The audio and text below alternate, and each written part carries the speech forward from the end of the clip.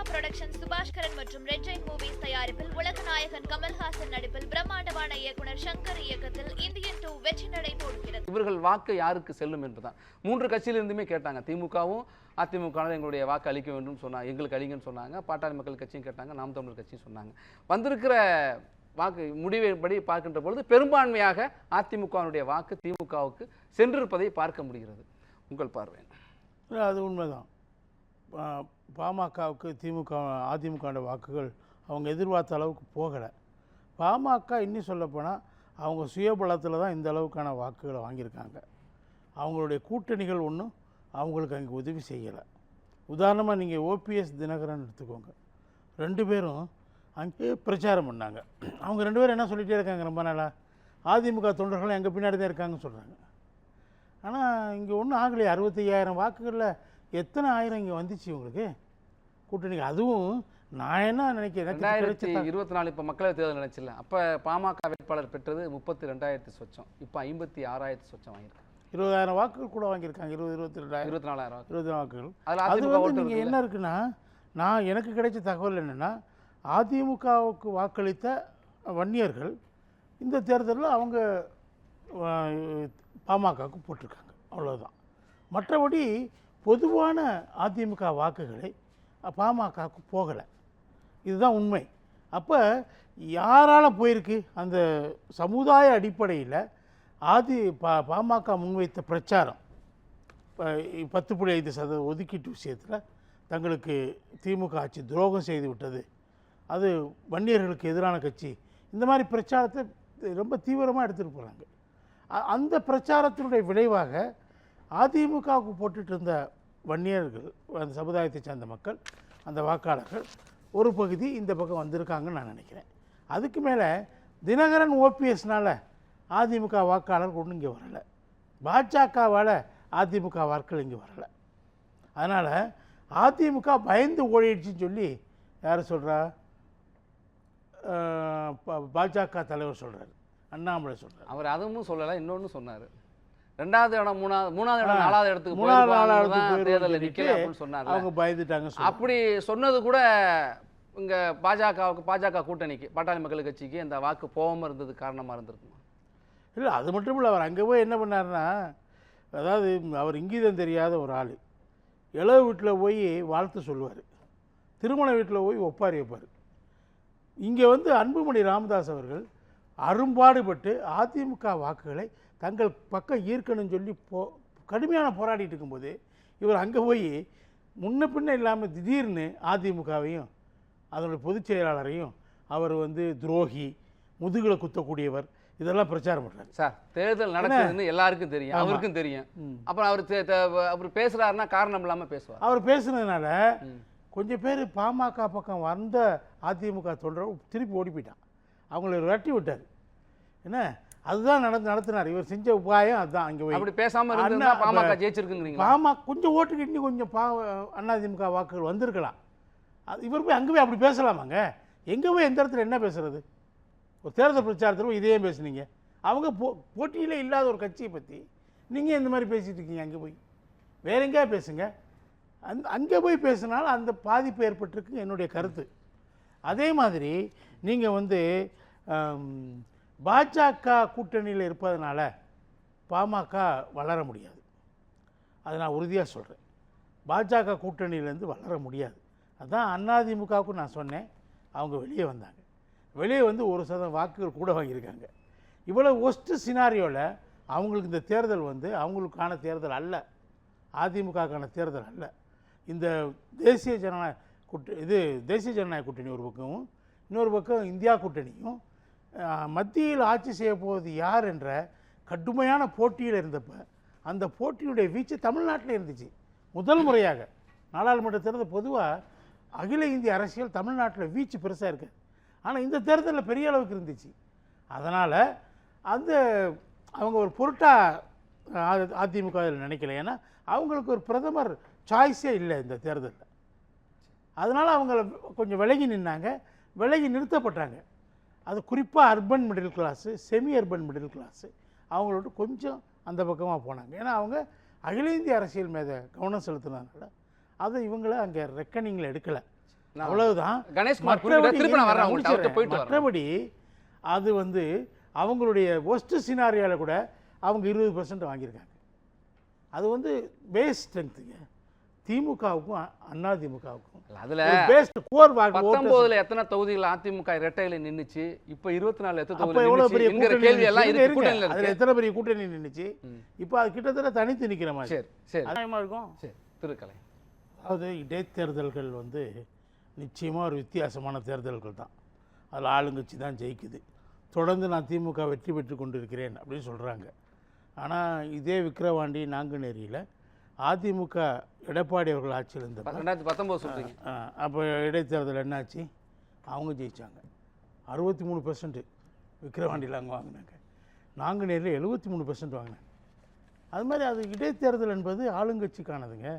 அது ஃபோர்கான் கன்க்ளூஷன். அது போட்டியே இல்லை, முடிவானது. ரிசல்ட் முடிவாகி பரீட்சை எழுதுறதுக்கு முன்னாடி தேர்தல் ரிசல்ட்டு, அந்த பரீட்சை முடிவு ஆனா வந்து அந்த வாக்கு வித்தியாச சதவீதம் இருக்குல்ல, அது கவனிக்கப்படும்ல. அது எங்கேயுமே கூட தாங்க வரும். உதாரணமாக ஜெயலலிதாமா ஆர்கே நகரில் போட்டி போட்டாங்க. திமுக அதுலேருந்து விலகிட்டாங்க. அந்த தேர்தலில் 89% போலிங் ஆச்சு. எல்லா கட்டத்துலேயும் ஆர்கே நகரில் 89% போலிங் ஆகுதா? ஏன் திருமங்கலத்தில் 92% இடைத்தேர்தலில் போலிங் ஆச்சு? எப்படி அவ்வளோ பெரிய பர்சன்டேஜ் ஆவரேஜாக தமிழ்நாட்டில் பொது தேர்தலில் எங்கேயாவது ஒரு தொகுதியில் கிடைக்குதா? 50-60 தாண்டதில்லை. அப்போ மட்டும் என்ன அர்த்தம்? 60-70 ஓட்டு வாக்குச்சாவடிக்கு வராத மக்களையும் இடைத்தேர்தலில் வாக்குச்சாவடிக்கு கொண்டு வர்றாங்க. அந்த சாமர்த்தியம் ஆளுங்கட்சிக்கு இருக்குது. திமுகவோ அதிமுக நான் போகல. தமிழ்நாட்டில் அது 18 வருஷமாக எனக்கு தெரிஞ்சு அப்படி தான் இருக்குது. இல்லை, எனக்கு இந்த இதில் இன்னொரு கேள்வி வருது. இதுக்கு முன்னாடி இது போன்ற ஒரு விவாதத்தில் திமுகவிலிருந்து பங்கேற்ற திரு சூர்யா வெற்றிக்கொண்டான்னு சொன்னார், அதிமுகவும் திமுகவும் பங்காளிகளுங்க, அந்த பங்காளி ஓட்டு எங்களுக்கு தான் வரும் அப்படின்னு சொன்னார். கிட்டத்தட்ட அப்படி தான் பெரும்பான்மையான ஓட்டு திமுகவுக்கு வந்திருக்கு. இதுக்கு முன்னாடி 2009 அதிமுக தேர்தலை புறக்கணிச்சுது. தொண்டாமுத்தூர், பர்கூர் உள்ளிட்ட தொகுதியில் 5 தொகுதியில் தொடர்ந்து புறக்கணி. அப்போயுமே பார்த்தீங்கன்னா அதிமுகவுடைய வாக்குகள் திமுகவுக்கு வந்துருந்துச்சு. அதுபோல் அந்த அண்ணாமலை சொல்கிறது என்றைக்குமே அதிமுக இல்லைனா திமுகங்கிற அந்த ஒரு இணக்கம், பங்காளிகள்ங்கிற அந்த உணர்வோட ஓட்டு இங்கே மாறுதா? எனக்கு அப்படி தெரியலை. அப்படி பங்காளிகளாக அவங்க நினச்சி வர்றாங்களான்னு எனக்கு தெரியல. அது வந்து அந்த பல்வேறு சாகசங்கள் நடக்குதுங்க. வாக்குகளை பெறும் இடைத்தேர்தலில் ஆளுங்கட்சி பல்வேறு சாகசங்களில் ஈடுபடுது. அதாவது அந்த இவர் சொன்னார், நம்ம பரந்தாமன் நண்பர் சொன்னார், மூக்குத்திய லட்டில் வச்சு கொடுத்தாங்கன்னு சொல்கிறாரு. இப்போ அதுக்கு அவர்கிட்ட ஆதாரம் இருக்காது. இவர் என்ன சொல்கிறாரு, 2000 கொடுத்தாங்க, ஒரு ரவுண்டு 1000, பிறகு ஒரு 1000 கொடுத்தாங்கன்னு சொல்கிறாரு. இதுக்கு ஆதாரம் இவர்கிட்ட இருக்காது. ஆனால் நமக்கு என்ன பொதுவான அபிப்பிராயம் என்னென்னா, ஏதோ சாகசங்கள் நடக்குது, அதுக்கான விளைவுகள் தெரியுது, நம்ம கண்கூட பார்க்குறோம். உதாரணமாக நான் சொல்கிறேன், ஆர்கே நகரில் ஜெயலலிதா அம்மா போட்டி போட்டப்போ 90% வாக்குகள் அவங்களுக்கு கிடைச்சிச்சிங்க. எதிர்க்கட்சி அங்கே சிபிஐ மகேந்திரன் போட்டி போட்டார். அவர் 9% வாக்குகள் தான் வாங்கினார். அப்போ திமுக வாக்குகள் எங்கே போச்சு? யாருக்கு போச்சு? அதே மாதிரி நீங்கள் திருமங்கலத்தில் 92% இடைத்தேர்தலில் வாக்கு பதிவாகுது. அடுத்து 2 ஆண்டுகளில் நடந்த பொது தேர்தலில் அதே சட்டமன்ற தொகுதியில் 42% போலிங்க. அப்போ அதிமுக வெற்றி பெறுது. நான் என்ன சொல்கிறேன், இந்த 50% மக்கள் இடைத்தேர்தலில் அதிகமாக கூடுதலாக அவங்க விருப்பப்பட்டு ஜனநாயக கடமை ஆற்ற வேண்டும் என்ற அந்த உணர்வோடு வந்துட்டாங்களா? இப்போ மருத்துவர் ராமதாஸ் சொல்ற அந்த பாயிண்ட்டுக்கு வரீங்க. இந்த வெற்றி திமுகவுக்கு தற்காலிகம் தான், 2026 மாறும். இடைத்தேர்தல் என்பது ஒரு ட்ரெண்ட் செட்டிங் தேர்தல் அல்ல. இடைத்தேர்தலில் நாங்கள் வெற்றி பெற்றது எங்களுடைய ஆட்சிக்கான அங்கீகாரம் சொல்லக்கூடாது. நீங்கள் நாடாளுமன்ற தேர்தல் 50-40க்கு 40 நாங்கள் ஜெயிச்சோன்னு சொன்னால் அதை சொல்லுங்கள். ஆனால் அதுலேயும் உங்களுக்கு 10% வாக்குகள் போயிடுச்சே, சரிவு ஏற்பட்டிருக்க. 6.5% சரிவு ஏற்பட்டிருக்கு. கமலஹாசனுடைய 3.5% சேர்த்தீங்கன்னா 10% சரிவு ஏற்பட்டிருக்குல்ல. அப்புறம் ஆட்சிக்கு 3 ஆண்டு ஆட்சிக்கு பின்னாடி நடந்த தேர்தலில் உங்களுக்கு ஏன் அந்த சரிவு ஏற்பட்டது?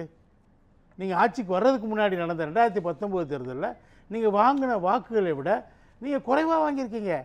இவ்வளவு பெண் வாக்காளர்களை குறிவைத்து நீங்கள் பல்வேறு நலத்திட்டங்களை செய்த பிறகும் நீங்கள் எங்கே இறுதியாக நிற்கிறீங்க?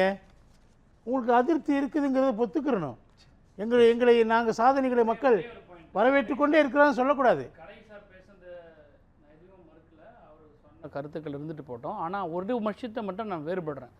அதாவது வந்து இப்போ வந்து இந்த பார்லிமெண்ட்ரி எலெக்ஷனில் வந்து 40 ஜெயிச்சாவோட நீங்கள் வந்து சரிஞ்சிருக்கீங்க, வாக்கு Percentage சதவீதத்தில் சரிவு ஏற்பட்டிருக்காரு. அதாவது இப்போ நின்ன திமுகவினுடைய எண்ணிக்கை, தொகுதியில் எண்ணிக்கை, திராவிட முன்னேற்ற கழகத்தினுடைய நேரடி வேட்பாளருடைய எண்ணிக்கை 19 வந்து எல்லா இடத்துலையும் நின்னோம். இப்போ வந்து நாம் வந்து குறைஞ்ச இடத்துல நிற்கிறோம். ஸோ குறைஞ்ச இடத்துல நிற்கும் போது நேச்சுரலாகவே வந்து திமுகவினுடைய வாக்கு சதவீதம்ன்றது அது குறைஞ்சி தான் இருக்கும். அது நீங்கள் எத்தனை போட்டி போட்ட இடத்துல தொகுதி நீங்க ரெண்டு தானே குறைஞ்சிச்சு. 2 தான் குறைஞ்சிச்சு. போட்டி போட்ட இடங்கள்ல தொகுதியில் நீங்க பார்க்கணும்ல, திமுக டைரக்டா நிக்கிறதுக்கும் கூட்டணி கட்சிகளுக்கு ஆமா, கொடுத்துட்டு அதிமுக அதிகாரம் விட்டு நிக்கிறது நிக்கிறதுதானே. 35 இடங்கள் இருந்துச்சு. அந்த இடங்களுக்கு கூடுதலா காமிக்கணும். அப்ப பாஜகவுமே சொல்லுவாங்க, பாஜக கூடுதல் இடத்துல ஆனா நின்னா எவ்வளவு வாக்கு தூரத்துல கூடுதலா நின்னா அதான் காமிக்கிறாங்க பாருங்க. அப்படிங்கலாம் அது சொன்னாங்க. அது கூட்டணி கட்சிகளுடைய பலம் இருக்குல்ல. பாஜக கூடுதலா இடத்துல நின்னு கூடுதலா வாக்க காமிச்சிருக்கிறப்ப அதிமுக கூடுதலா இடத்துல நின்னு கூடுதலான வாக்க காமிக்கல. அதிமுகவுக்கு பாஜக மாதிரி ஒரு பலமான கூட்டணி அமையலையே. நீங்கள் பாமக பாஜக நிற்கிற ஒவ்வொரு இடத்துலையும் 5.5% வாக்குகளை அவங்களுக்கு தர்றாங்க. பல இடங்களில், சில இடங்களில் 30% தருவாங்க. வன்னியர் பெல்ட்டில் இருந்தால் அதை சுற்றியில் இருக்க ஏரியாவில் அவங்க கொடுக்குறாங்க. நீங்கள் அது மட்டும் இல்லை, அந்த ஏசி சண்முகம் போல் செல்வாக்குள்ள ஒரு ஜாதிய செல்வாக்குள்ள ஒரு பிரபல்யம் வந்து நிற்கும்போது அவர் வாங்குகிற உங்கள் சின்னத்தில் நிற்கிறாரு. அவர் வாங்கின வாக்குகளும் அப்படி எங்கள் வாக்கு சொல்ல முடியுமா? அது அது மாதிரி பாஜக பல அந்த பேருடைய கருத்து ஒண்ணு இருக்கு. ஓபிஎஸ் வாங்கின நயினார் வாக்குகள் உங்க நாகேந்திரன் வாக்கு சொந்த சொல்லிடுவீங்களா? செல்வாக்கு, அது மாதிரி சொந்த செல்வாக்கு டிடிவி உள்ளவர்கள் தினகரன் வாக்கு வாங்கின அப்படி வாக்குகள் எல்லாம் உங்க வாக்குகள் நீங்க சொல்லிட முடியுமா? நீங்க மொத்தம் 18ல என்னங்க நீங்க? சார், மொத்தம் 18ல நீங்க எங்க சொந்த இருக்கீங்க? செல்வாக்கு இல்ல இருக்குன்னு பார்த்தாலும் அங்க நிக்கிற அதெல்லாம் கட்சியோட இல்லைங்க. சிம்பல் தாமரைக்கு தான் அந்த வாக்கு நீங்க அதிகமான இடங்கள் நிக்கிறவங்க அதிகமான சீட்டு பெர்சன்டேஜ் பர்சன்டேஜ் காமிக்கணும். அப்படி அதிமுக காமிக்கலன்னு சொல்றாங்க. அதிமுகவுக்கு கூட்டணி இல்லையே. அப்ப அவங்களுக்கு கூட்டணி கூட்டணி பலத்தை எப்படி? நம்பி தான். அதைத்தான் நான் என்ன சொல்றேன்னா, மொத்தமா அவங்க வாக்கு கூட்டணி எவ்வளவு? 18%. அதுல பாஜகவுடைய பங்கு 11ன்னா அந்த கூட்டணி நிற்க மற்ற கட்சிகள் ஏத்துக்கிறாங்களா அதை? சரி. அதே மாதிரி அதிமுக வாங்கினது 23 புள்ளி சம்திங். அதில் வந்து தேமுதிக தான் வாங்கியிருக்குது, எல்லா இடத்துலையும் இருக்குது. அவங்க ஒரு 3% 2%ங்கிற 3% வச்சா கூட சரி. மீதி அதிமுக தானே. அங்கே வேற யாரும் இங்கே கூட்டணியில் வந்து அவங்களுக்கு வாக்களிக்கிறதுக்கு என்ன வாய்ப்பு இருந்துச்சு? கிட்டத்தட்ட தனியாக நின்று வாங்கின